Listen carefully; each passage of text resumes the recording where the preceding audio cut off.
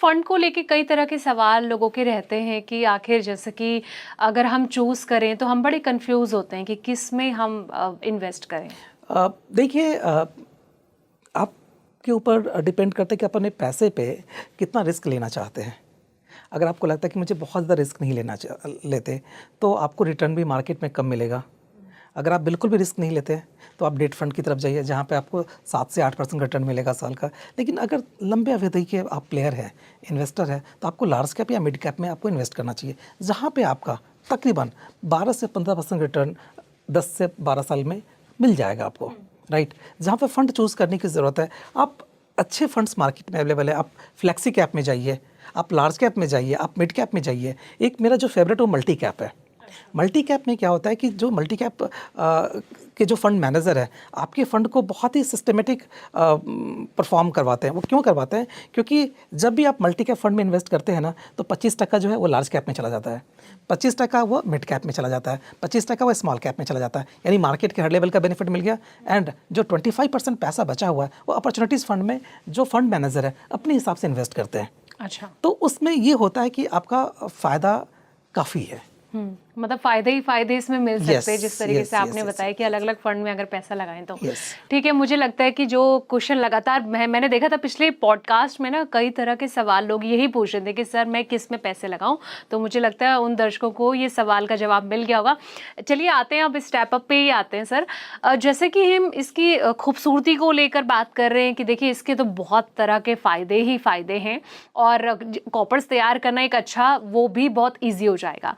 लेकिन सर कुछ डिसएडवांटेज भी क्या इसके होते हैं कि अगर कोई ये सोच रहा है कि स्टेप अप करना है, लेकिन कुछ रूल्स रेगुलेशन होते हैं जो उसको ध्यान में रखना चाहिए इन्वेस्टर को? ऐसा कुछ भी रूल्स एंड रेगुलेशंस नहीं है। सी डिसएडवांटेज क्या हो सकता है कि आपको लगता है मेरे पॉकेट से ज़्यादा पैसा जा रहा है, लेकिन वो पैसा एक्सपेंस नहीं हो रहा, वो पैसा इन्वेस्ट हो रहा है।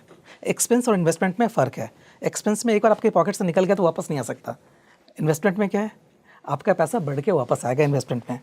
तो डिसएडवांटेज कह लीजिए इसको कि आप जब आपके पॉकेट से जब जा रहा है पैसा ना, तो आपको थोड़ा सा तो चुभेगा, लेकिन आपकी फ्यूचर के लिए एक सोशल सिक्योरिटी बना रहा है। सर अगर कोई 5% का सोच रहा है इसमें लगाने का, तो क्या उसके लिए थोड़ा इजी रहेगा, या फिर आपका ये सुझाव होगा कि थोड़ा 5% से ज़्यादा करें? 5%, 10%, 15%, परसेंट टू परसेंट वो वैरी करता है। मुझे ऐसा लगता है कि मैक्सिमम जितना हो सके, 10% हो सके, 15% हो सके, 20% हो सके, जितना हो सके आपको स्टेप अप करना चाहिए, जो आप आराम से ईजी वे में कर सकते हैं। इसका कोई ऐसा रूल नहीं है, बट नॉर्मली ऐसा माना गया कि 8 से 10% आपकी सैलरी इंक्रीज होती है हर साल, है ना। तो इसीलिए कहते हैं कि आप 8 से 10% स्टेप अप कीजिए, ताकि आप, और इन्फ्लेशन भी यही है। इन्फ्लेशन कितना है? 8% के आसपास है। यानी इन्फ्लेशन के बराबर तो आप अपने पैसे को बढ़ा के इन्वेस्ट कीजिए, तभी तो कॉर्पस बड़ा बन पाएगा और इन्फ्लेशन को बीट कर पाएगा। प्रहलाद जी, बढ़ती महंगाई, बढ़ते खर्चे, इन खर्चों के बीच में स्टेप अप करना कितना आसान है और कितना टफ है? सही, थोड़ा स्मार्ट बजट बनाइए। जो सालाना इंक्रीमेंट हो रहा है, बोनस मिल रहा है, जो आपके थोड़े फालतू के खर्चे हैं उसको कट कीजिए, और जो पैसा बचता है उसको आप स्मार्ट सिप में लगाइए, यानी स्टेप अप कीजिए। लेकिन एक कॉमन इंसान के लिए तो थोड़ा टफ हो जाएगा ना सर, कि अगर वो सोच रहा है, या ऐसा नहीं हो सकता कि अगर वो एसआईपी ही प्रॉपर कर रहा है तो इन फ्यूचर उससे ही उसका, मतलब कई लोग ये सोचते हैं कि ठीक है एसआईपी चल रही है ना तो कोई बात नहीं, स्टेप अप करने की क्या ज़रूरत है? ठीक, कर सकते हैं, कर सकते हैं, बट मुझे ऐसा लगता है कि अगर आपके पास, अगर आप स्टेप अप करने में कंफर्टेबल नहीं है, राइट, आप सोचते हैं कि यार अब पता नहीं अगले साल क्या होगा, नहीं होगा, तो आप सिप कीजिए। और जब भी आपके पास में एक्स्ट्रा पैसा आता है या पैसा सेव होता है, उस पैसे को आप स्टेप अप में डाल दीजिए, यानी एक्स्ट्रा इन्वेस्ट कर दीजिए आप। जैसे मान लेते हैं कि मार्च में लोगों का बोनस आता है ना, तो मार्च में जो बोनस आएगा उस पैसे को आप डाल दीजिएगा।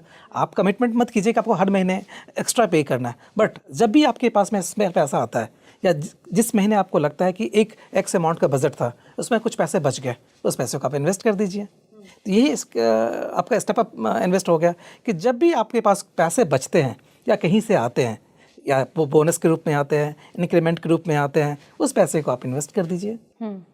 सर जिस तरीके से कुछ इन्वेस्टर होते हैं कि वो स्टेप अप कर रहे हैं, लेकिन कुछ बातें होती हैं जो उन्हें ध्यान में रखनी चाहिए कि ठीक है अगर आप ये चीज़ कर रहे हैं तो, लेकिन कुछ चीज़ें होती हैं जिनको फोकस में रखना चाहिए। फोकस में ऐसा कोई रखने की चीज़ नहीं होती, क्योंकि आपने ऑलरेडी अपने पोर्टफोलियो को क्रिएट कर रखा है, एक दिशा दे दी है कि हमें कितना पैसा कौन से फंड में डालना है, राइट। और वो जो दिशा है, जो आपका गोल है, उसको वो एकम्प्लिश करता है। बस उस पे आप उस जर्नी में चलते जाइए, ज़्यादा दिमाग लगाने की ज़रूरत नहीं है। दिमाग लगाने के लिए जो आपके फंड मैनेजर हैं वो बैठे हुए हैं। आपको सिर्फ हर महीने एक तय रकम इन्वेस्ट करना है। तय रकम इन्वेस्ट करना है।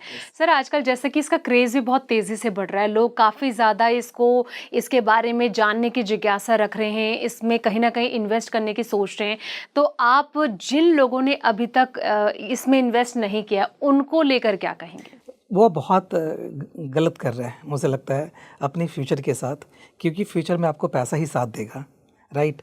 एक सेइंग भी है कि आज आप पैसा बचाओगे तो पैसा आपको कल बचाएगा, है ना। तो आज टाइम है, टाइम रहते आप सेव कर लीजिए ताकि पैसा आपको कल बचा सके। मतलब यही चीज़ है कि अगर वो टाइम रहते ये चीज़ करना शुरू कर दें, मतलब अभी भी देर नहीं हुई है, अब टाइम रहते इन्वेस्टमेंट करना शुरू कर दें। बिल्कुल बिल्कुल बिल्कुल, इन्वेस्टमेंट का कोई टाइम नहीं होता, जब आपके पास पैसा है आप इन्वेस्ट कर दीजिए।